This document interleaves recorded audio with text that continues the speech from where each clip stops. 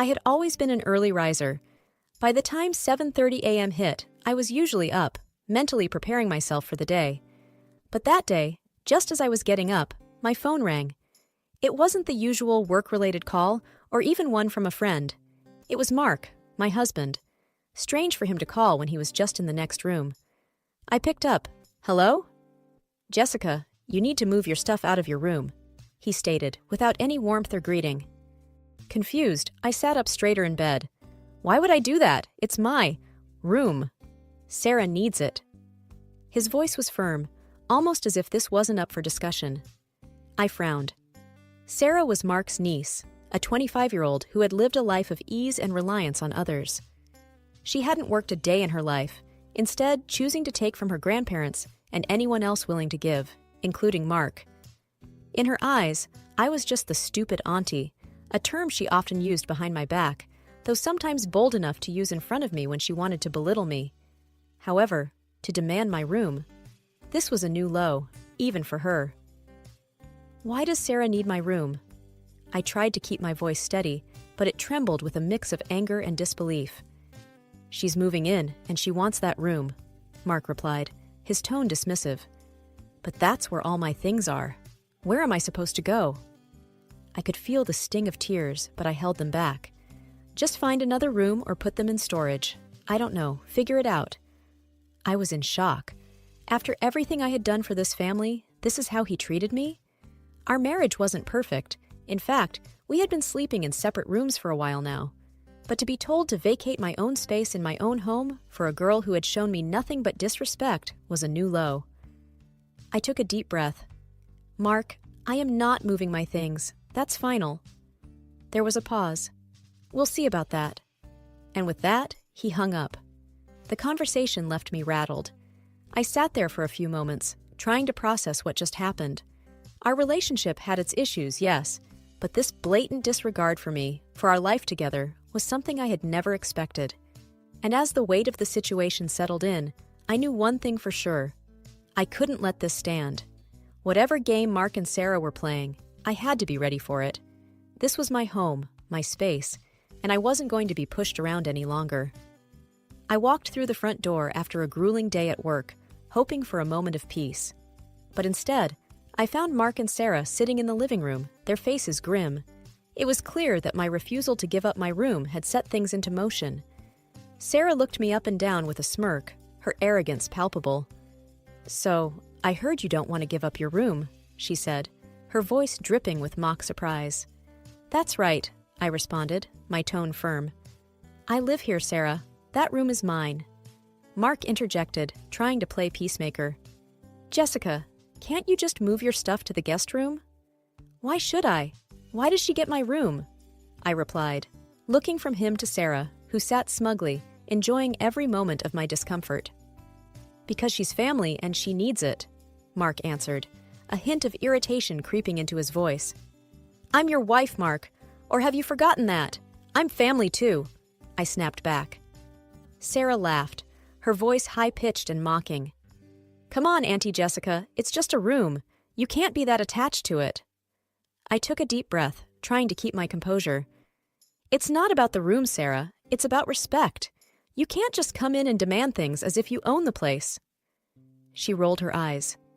"You're making a big deal out of nothing. All you have to do is move your stuff. Is that so hard?" "Enough," Mark intervened, raising his hand as if to silence us. "Jessica, just move your stuff. This isn't worth the fight." I stared at him in disbelief. He was my husband. He should have been on my side. Instead, he was siding with a niece who had repeatedly shown disdain for both him and me. I felt betrayed.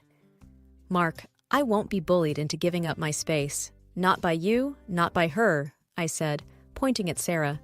"This is our home, and I deserve to be treated with respect." Sarah laughed again. "Respect?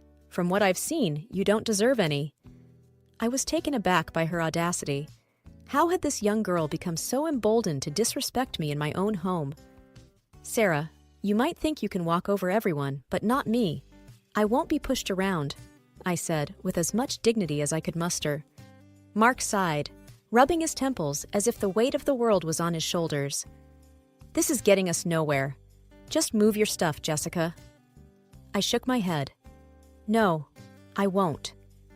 The atmosphere in the room grew tense. The three of us locked in a standoff, each waiting for the other to blink. The only sound was the ticking of the clock on the wall. Finally, Sarah stood up, her face red with anger. Fine, keep your stupid room, but this isn't over. And with that, she stormed out, leaving me and Mark in an uncomfortable silence.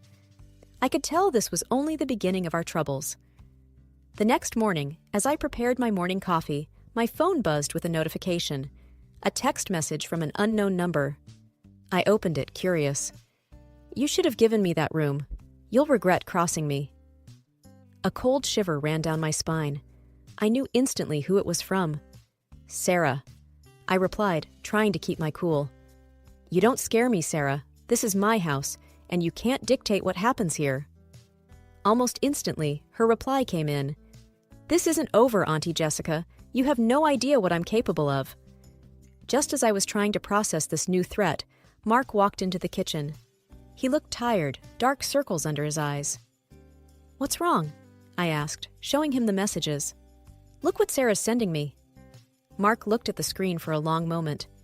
She's just upset. Don't let her get to you. I frowned. This isn't just being upset, Mark. She's threatening me, in our own home. He sighed. I'll talk to her. But you have to understand, she's had a tough life.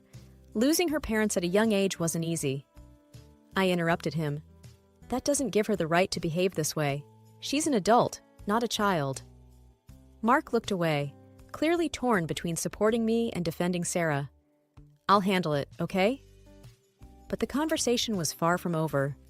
That evening, as I was settling into my room, Sarah knocked on the door. I opened it, and she stood there, her posture defiant, eyes cold. Listen, Auntie Jessica, I don't know why you're making things difficult. Just give me the room, and all of this can be over. I took a deep breath. I told you, Sarah, this is my room, my house. You can't come in here and make demands. She smirked. Maybe not, but I can make life very difficult for you. I looked her straight in the eye. Is that a threat? Sarah leaned in, her voice a low whisper. Consider it a warning. And with that, she turned on her heel and walked away. Sleep didn't come easy that night. The weight of Sarah's warning pressed on me. What was she planning? What was she capable of? And why was Mark so blind to her manipulations? The only thing I knew for sure was that I had to be prepared. Whatever Sarah had in store, I wasn't going down without a fight. Days melded into weeks, and each day seemed grayer than the one before. The walls of the house felt suffocating, and Sarah's smug demeanor was a constant thorn in my side. From leaving unwashed dishes in the sink to borrowing items without asking, she seemed intent on testing my patience. But nothing could have prepared me for the horror that awaited me on one fateful evening. Returning home from work, I immediately sensed something was amiss. The usually locked front door stood slightly ajar. Hesitantly, I pushed it open, half expecting to find a robbery in progress. The living room was untouched, but a trail of torn fabric leading upstairs caught my attention. Swallowing the lump in my throat, I followed the trail to my bedroom. The sight that greeted me was heart-wrenching. My clothes, years of curated outfits, gifts, and personal memories, all cut up and strewn carelessly around. The violation of my personal space was a feeling I couldn't describe. Jessica, what did you do? I heard Mark's voice behind me, dripping with accusation. What did I do? I turned, a mix of disbelief and anger. Your niece did this. Sarah appeared beside him, feigning innocence. Why would I ruin your things, Auntie Jessica? Maybe you did this for attention? Mark looked at me, his gaze colder than I'd ever seen. Did you do this, Jessica? Did you ruin your clothes to frame Sarah? My jaw dropped. You think I would destroy my own things? My cherished memories? Mark's voice grew harsher. Maybe you wanted a reason to kick Sarah out. My heart felt like it was shattering. The man I had once loved and confided in now looked at me like a stranger. I can't believe you'd think that of me. Sarah smirked from behind Mark, enjoying every moment of my pain. Maybe you should have just given me the room. None of this would have happened. I backed away, tears streaming down my face. I thought we were a team, Mark. How could you choose her over me? Mark's face was impassive. Maybe if you'd been more understanding, none of this would have happened. You brought this on yourself. The weight of his words was crushing. It was clear I had lost not only my clothes, but also my partner. The realization was devastating.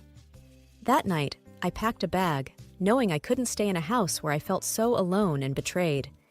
I had lost the battle for the room, but the war for my dignity was just beginning.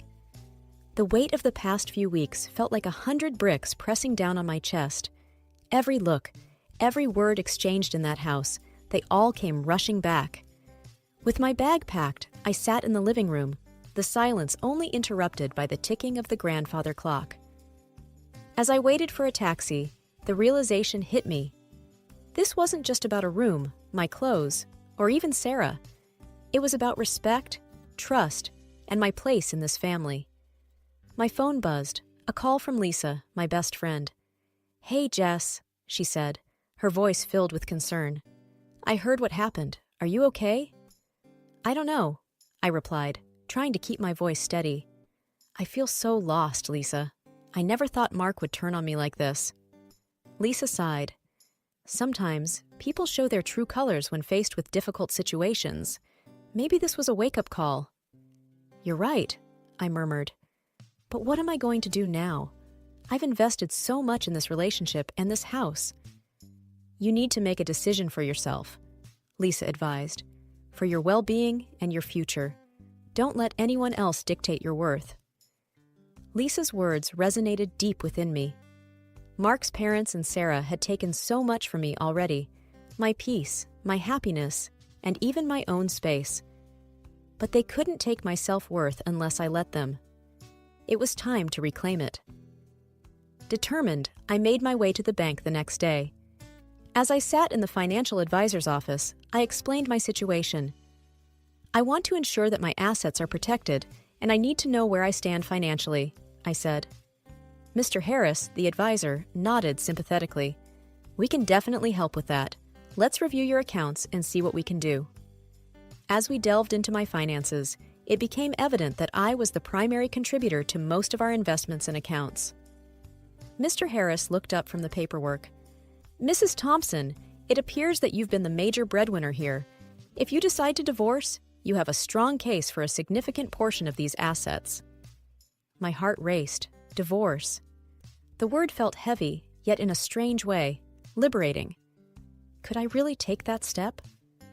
When I returned home that day, Mark was waiting. "Where were you?" he asked, his voice dripping with suspicion. "I went to the bank," I replied calmly. "I needed to review our finances." His face paled. "Why?" "Because," I began, taking a deep breath, "I've decided to file for divorce, Mark. I can't be in a relationship where I'm constantly belittled and betrayed." Mark looked stunned. "Jess, you're overreacting. We can work things out." I shook my head. "No, Mark. This is my decision. I deserve better." And with that, I took the first step towards a new chapter in my life, one where my worth wasn't determined by anyone else but me. A few days later, I found myself seated in the office of a renowned attorney, Miss Angela Reynolds. Her reputation for handling difficult divorce cases was what drew me to her. As I relayed the events that led to my decision, Angela listened attentively. "It's clear that you've been through a lot," Angela commented, jotting down some notes. "I've handled cases like yours before, and I can tell you, standing up for yourself is the best decision you could make." "I just want what's fair," I replied, looking out the window at the bustling city below. "I've supported Mark and his family for so long. It's time for me to protect what's mine." Angela nodded. "You have a strong case, Jessica, especially given that you've been the primary contributor to your shared assets." I hesitated, then added, "There's something else. I suspect Mark has been unfaithful." Angela looked up, her gaze sharp. "Do you have any proof?" "A private investigator," I began, taking out a folder with photos and notes. "I hired 1 month ago. The evidence is clear."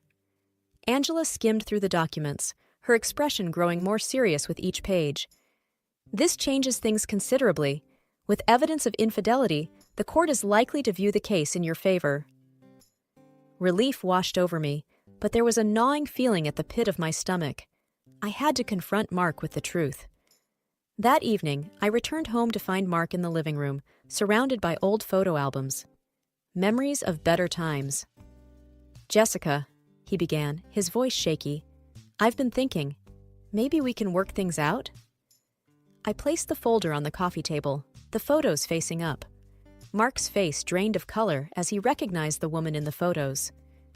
"You've been cheating on me," I said calmly, my voice devoid of emotion. Mark's eyes darted between the photos and me. "Jessica, it's not what it looks like." "Save it," I cut him off. "I've known for months, Mark. I just wanted to see if you'd ever come clean." His shoulders slumped in defeat. "Why didn't you confront me sooner?" "I hoped you'd change," I replied. "But instead, you chose Sarah over me. You let her destroy our home, our trust." Tears streamed down Mark's face. "I'm so sorry, Jessica. I never meant to hurt you." I shook my head. "Sorry doesn't change what you did, Mark. It's over." And just like that, the weight that had been pressing on my chest lifted. It was a painful revelation, but one that set me on a path to reclaiming my life. In the weeks that followed, the legal process was a whirlwind. I felt like a regular at Angela's office, diving deep into the finances and property that Mark and I shared. Mark's actions not only severed our emotional connection, but also jeopardized our shared assets. The evidence of his infidelity and Sarah's destruction of my personal belongings were prominent factors in the proceedings. One morning, I received a call from Angela. "Jessica, I've managed to get a court date. It's sooner than I expected, given the circumstances."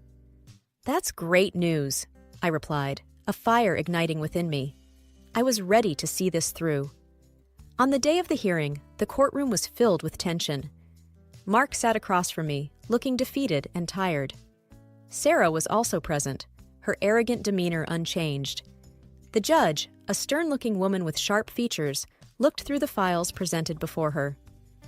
"It seems the evidence is quite clear," she said. "Infidelity, financial misconduct, and deliberate destruction of property." I caught Mark's gaze, looking for any sign of remorse, but there was only emptiness. Sarah, on the other hand, was fidgeting nervously. Angela, clear and assertive, presented our case. "Your Honor, my client has not only been the primary breadwinner, but has also financially supported Mr. Mark's parents and his niece, Sarah.